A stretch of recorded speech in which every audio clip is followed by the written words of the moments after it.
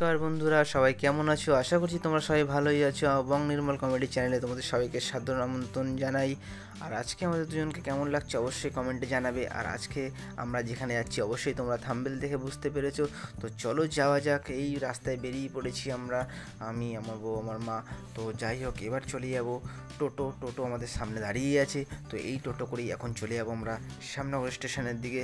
তো চলো গাইস, টোটোতে উঠে পড়েছি। দেখুন, এবার চলে যাচ্ছি আমরা আস্তে আস্তে টোটো করে। তো টোটো করে যাওয়ার সময় তোমাদের কিছু আমার গল্প এবং এক্সপিরিয়েন্স শেয়ার করব, যে আমরা যেখানে যাচ্ছি যে ঠাকুরনগর, তো সেখানে আমি অনেকবারই গেছি ছোটোবেলায়, কিন্তু এই প্রথম আমি সেই মেলাতে যাচ্ছি মেলার দিনে। আর সেখানকার ভিড় খুব শুনেছি, খুব অসাধারণ ভিড় হয়। তো আজকে সেটারই এক্সপিরিয়েন্স হয়ে যাবে ভালো মতন। তো যাই হোক, স্টেশনে আসার আগে দেখছি একটা ট্রেন বেরিয়ে গেল, বদমাস ট্রেন। ব্যারাকপুরে পৌঁছালাম ট্রেন ধরে ব্যারাকপুর পৌঁছানোর পর এই অটো স্ট্যান্ডে এত বদমাস লোক যে টোটো ছাড়তেই চায় না। তো যাই হোক, অটোতে বসার পর অনেকক্ষণ বসেছিলাম, গরমে তো অস্থির হয়ে যাচ্ছি। তো দেখেই বুঝতে পারছো অবস্থা খারাপ পুরো। তো ফাইনালি অটোটা ছাড়লো অনেকক্ষণ পরে, প্রায় ধরে নিন 20-25 মিনিট ধরে গরমের মধ্যে বসেছিলাম। তো তারপরেই অটোটা ছাড়লো। তো যাই হোক গাইস, ওইসব ভেবে লাভ নেই, ওনাদেরও টাকা পয়সা কামানোর জন্য ওনারাই ব্যবস্থাটা করেছেন। যাই হোক, এবার আমি বেরিয়ে যাচ্ছি ব্যারাকপুর ছেড়ে, কারণ আমি এসছিলাম শ্যামনগর থেকে ব্যারাকপুর। কারণ হচ্ছে ব্যারাকপুর থেকে আমি অটো করে যাব বারাসাত। আর বারাসাত যাচ্ছি কারণ আজকের দিনে আমি যেখান থেকেই যাই, হয় রানাঘাট হয়ে যাই, হয় দমদম হয়ে যাই, যেখান থেকেই যাই অসাধারণ ভিড় থাকবে পুরো ট্রেনে। সেই জন্য আমি চলে যাচ্ছি অটো করে বারাসাত ডাইরেক্ট। এই জার্নিটা আমার শর্টকাটও হবে, আর ট্রেনের ঠেলাউতোটা একবারই সহ্য করতে হবে। তো যাই হোক গাইস, আমি চলে যাচ্ছি এবার বারাসাতের দিকে। তো গাইস, ছোটোবেলায় যখন আমি গেছিলাম তখন আমি এমনি গেছিলাম, মানে যখন আর কি এরকম পুজো মেলা এবং কিছুই ছিল না। তো যাই হোক গ্যাস, তখন ছিল একটাই মন্দির। যখন আমি ছোটোবেলায় একবার গেছিলাম মাসির বাড়ি ঘুরতে, তখন সেখানে একটাই মন্দির ছিল। তো এখন তো অনেকগুলো হয়ে গেছে, যেটা তোমরা ভিডিওর মাধ্যমে দেখতেই পাবে। ছোটোবেলায় সাঁতার জানতাম না, যার কারণে পুকুরে নেমে স্নান করা হয়নি। পরিষ্কার জল ছিল, তারপরেও পুকুরে নেমে স্নান করা হয়নি। আর এখন তো যাচ্ছি মেলার দিনে, বুঝতেই পারছেন পুকুরটার অবস্থা কি হবে আমার সেটা জানা আছে একটু। তো যাই হোক, এক্সপিরিয়েন্স তোমাদের সাথে অবশ্যই শেয়ার করব ভিডিওর মাধ্যমে। গাইস, পুকুরের চারিপাশে এখন করা হয়েছে কিছু পুলিশের রেস্টের অফিস, যেখানে সবসময় পুলিশ থাকে। কারণ হচ্ছে আগে কি হতো, আগে ভক্তরা বেশি যেত, যারা পিওর ভক্ত। আর এখন অভক্ত যাদের কোনো উদ্দেশ্যই নেই সেখানে গিয়ে ভালো মনে পুজো দেবার, তারা বেশি যায়। এত ভিড়, তার মধ্যে গরম, তার মধ্যে যদি মদ মাতালের বিশৃঙ্খলা সৃষ্টি হয়, তাহলে আর কি ভালো লাগে বলুন? ভগবান কি বলে দিয়েছে যে তোরা মদ খেয়ে আসবি? পুকুরে স্নান করার সময় যদি কেউ ডুবে থাকে, কেউ কি বুঝতে পারবে?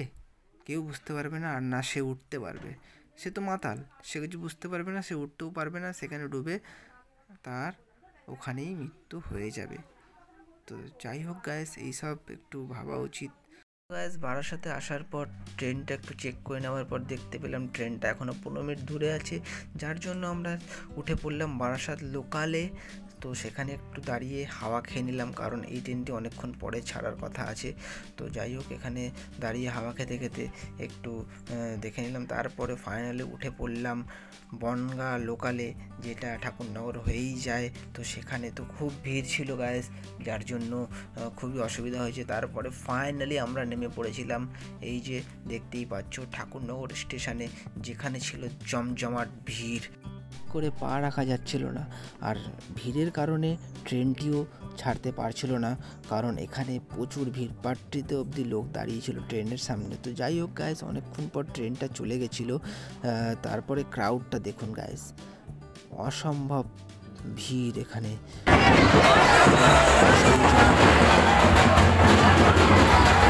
চলে যাচ্ছি। সো গাইস, বেশি কথা আর বাড়াবো না, এবার আমি চলে যাব মাসি বাড়ির দিকে আস্তে আস্তে। তো তোমাদের সাথে ভিড়ের যে গর্জন ঢাক ঢোলের গর্জন সবই তোমরা শুনতে পাবে। তাহলে দেখতে থাকো, স্কিপ না করে অবশ্যই পুরো ভিডিওটা দেখতে থাকুন।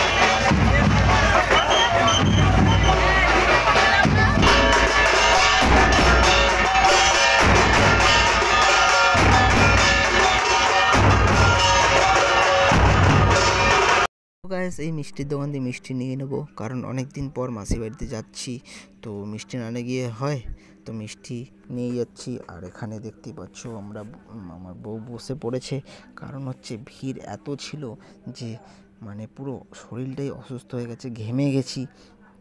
তো ঘেমে যাওয়ার ফলে পুরো শরীর অসুস্থ হয়ে গেছে, দেখতেই পাচ্ছ একদম অবস্থা খারাপ। তো গাইস, আমি ফাইনালি মাসি বাড়ি এসে পৌঁছে গেছি। তো সেখানে বসেছিলাম একটু, খুব সুন্দর হাওয়া চলছিল এই জায়গাটা, তো হাওয়ায় বাইরে বসেছিলাম, সবাই আর কি ঠাট্টামো করছিলাম, দাদা বোন ভাই বোন সব এক জায়গায় ছিলাম, খুব মজাই হচ্ছিল গাইস। তারপর চলে গেলাম সকালবেলায়।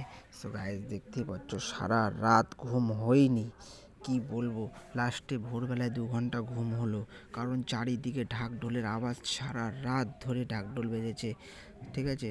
আর কুকুরগুলো খুব চিল্লাচ্ছিল ঢাক ঢোলের আওয়াজে, যার জন্য একদমই ঘুমাতে পারিনি সারা রাত। সো গাইস, সকালবেলায় ব্রেকফাস্ট করে নিলাম, একটু লুচি আর তরকারি খেয়ে নিলাম ভাগনার সাথে। আর ভাগনা দেখছো কোলে। খাওয়া দাওয়া করে নেওয়ার পর, জামা কাপড় পাল্টে নেওয়ার পর এবার চলে যাবো আমরা মেন উদ্দেশ্যে, যেটার জন্য আজকে আমরা এখানে এসেছি। তো গাইস, বেশি কথা না বাড়িয়ে চলো যাওয়া যাক সেই মন্দিরের দিকে। বল বল বল।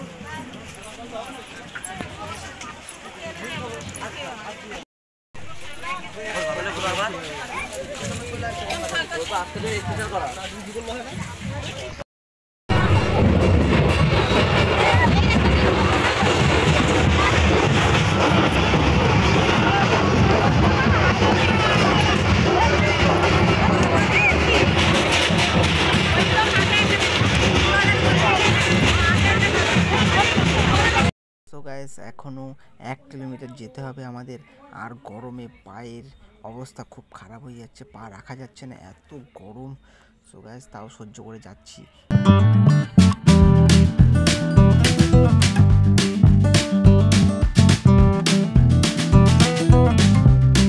গাইস, 1 কিলোমিটার প্রায় হাঁটার পর এই হচ্ছে সেই মেলা, যেই মেলা পুরো মাঠ জুড়ে রয়েছে।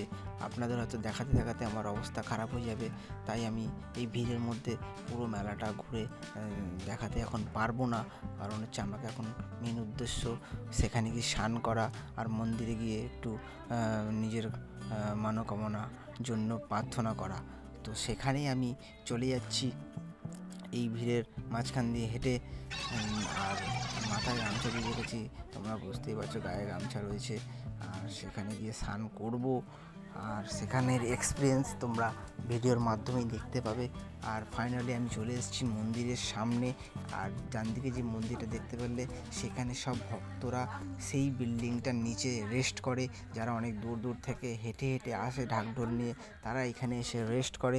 সো গাইস, আর কথা না বাড়িয়ে তোমরা দেখতে থাকো, কারণ এইখানকার যে ঢাকঢোল বাজানো, সব ক্রাউড এখানে বাধা স্যালুট হচ্ছে, সবই দেখতে থাকুন স্কিপ না করে।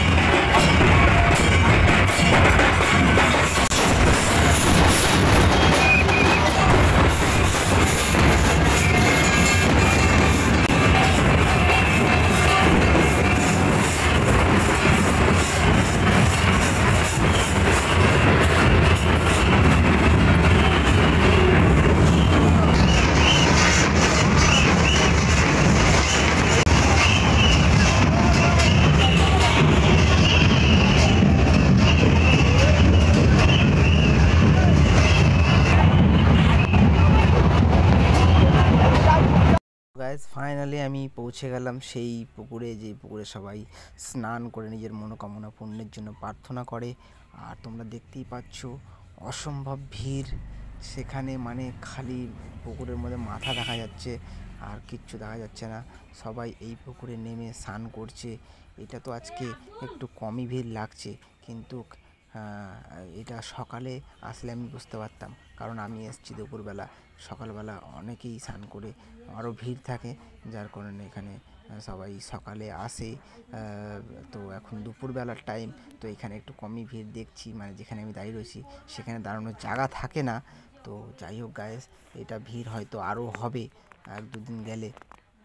সো আমার খুবই ভালো লাগছে এখানে আসার পর। সো গাইস, আর কথা না বাড়িয়ে চলো আমিও স্নান করে নিই, দেখতে থাকো আমার ভিডিও। তো গাইস, এবার আমি নামবো। আর জলটা দেখতে পাচ্ছি পুরো কাদা হয়ে গেছে, মানে জল বলে আর জল নেই।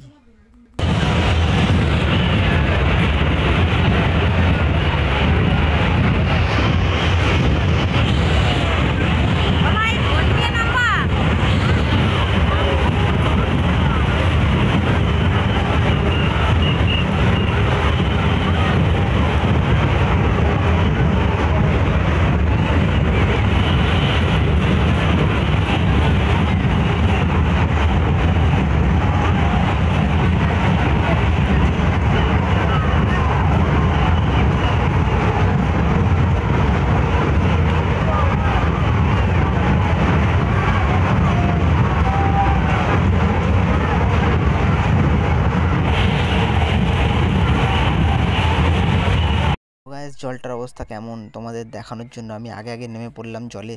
সো গাইস, এবার সবার সাথে নামবো, সেই জন্য ফোনটা আমাকে রেখে দিতে হবে সামলে। গাইস, বউকে দিয়ে ক্যামেরা করাচ্ছিলাম, যার জন্য এখন সবাই স্নান করবে, তো আমাকে ক্যামেরাটা রেখে দিতে হবে। সো গাইস, আবার দেখা হবে, চলো। সো গাইস, ফাইনালি সবার স্নান হয়ে গেছে। এবার আমরা আস্তে আস্তে চলে যাব বাড়ির দিকে। আর বাড়ির দিকে যাবার আগে মন্দিরে দর্শন না নিয়ে যাবো, তাই জন্য মন্দিরের দিকে চললাম হাঁটতে হাঁটতে। আর গাইস, একটা মানে একটা জিনিস তোমাদের দেখাবো, সেটা দেখে হয়তো তোমরা বিশ্বাস করবে না। আর সেই জিনিসটা হচ্ছে একটা জায়গায় মানে যে বাতাসা লুট হয়, সেই বাতাসা পড়ে পড়ে পুরো বাতাসার কাদা হয়ে গেছে। মানে কোনো মাটি না, ওটা পুরো বাতাসা লুট হওয়ার পর বাতাসা পায়ের তলায় পড়ে পড়ে সেখানে পুরো বাতাসার কাদা হয়ে গেছে। যার ফলে ওই জায়গাটা পুরো মানে চ্যাটচ্যাটে হয়ে গেছে, মানে কাদাও না, পুরো বাতাসার এটা হয়ে গেছে, মানে বাতাসা মাখা হয়ে গেছে। তো এইখান দিয়ে আমরা হেঁটে হেঁটে যাচ্ছি। তো এইখানে একদম সব মেডিকেলের খুলে রেখেছে, ওষুধের, কেউ কোনো যদি অসুস্থ হয়ে যায় তো সেটার জন্য হেলথ কেয়ার এখানে সব খুলে রেখেছে, বিনা পয়সায় সব কিছুই হচ্ছে এখানে, সব কিছুর সুবিধা রয়েছে।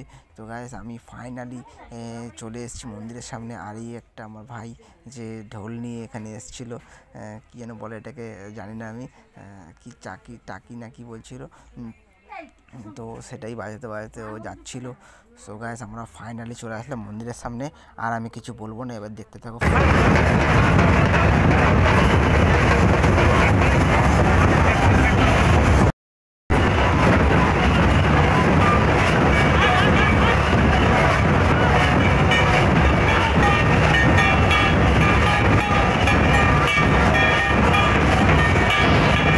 তো এই সেই জায়গা যেখানে বাতাসা পড়ে পড়ে এই কাদা তৈরি হয়ে গেছে, মানে এত বাতাসা লুট হয়েছে।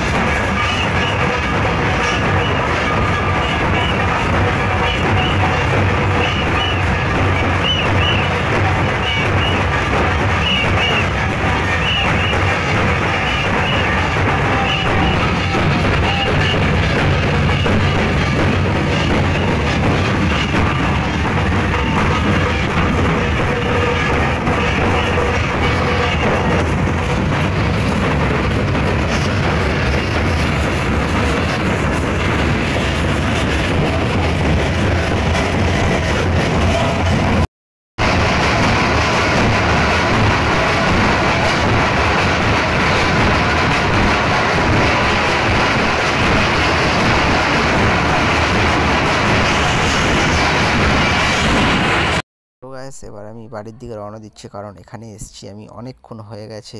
সো এবার বাড়ি চলে যাবো আস্তে আস্তে। দেখতে থাকো ভিডিও।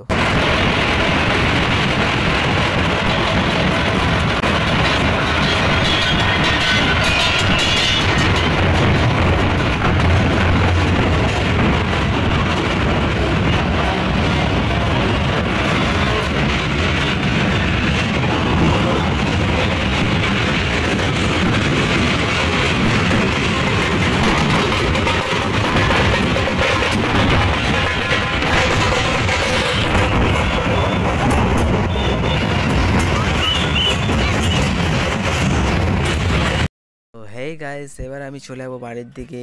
আর সবাই সুস্থ থাকো, ভালো থাকো, সবার মনোকামনা পূর্ণ হোক।